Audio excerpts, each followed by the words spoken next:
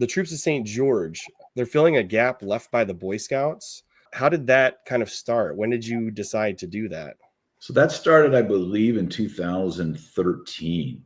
Yeah, I was an Eagle Scout. Boy Scouts of America was formative to my life as an adolescent, and just spent, once a month camping. It's something that I wanted for my son so badly.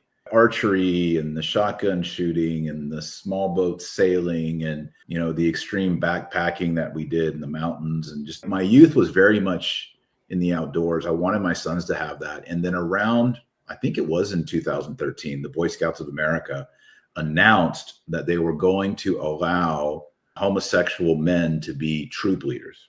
I was like, there's no possible way that I'm going to send my sons to that. Originally, it was called Scouts of St. George. If you know the true legend of St. George, he delivers the young lady who's being sacrificed to a demon, to Moloch. When he rescues her, her father, who's a king, says, you can marry her. You've won my respect. You've won her hand.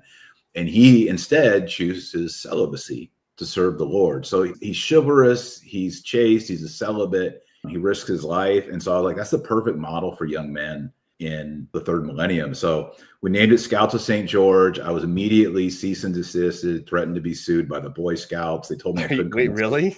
Yeah, they told me I couldn't call myself an Eagle Scout ever again, which is baloney. Yeah, the Troops of St. George is like the Boy Scouts, except I wanted it to be much more daring, because the Boy Scouts, they kind of got away from axes and hatchets and became more about arts and crafts and gluing feathers to paper plates, and it kind of started getting lame.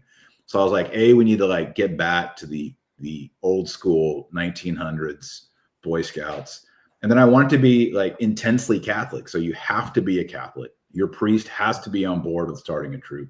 The key thing is your father or a male relative has to go on all campouts with you. And I wanted that because I want men to be involved in the outdoors, to bond with their sons. And I don't want kids getting molested or anything. And it's been awesome. You talk to these dads, a lot of these dads were city guys, and, now they're starting fires without, matches and lighters, and they're chainsawing and building bridges and cooking in Dutch ovens and on campfires. And there's always a mass component.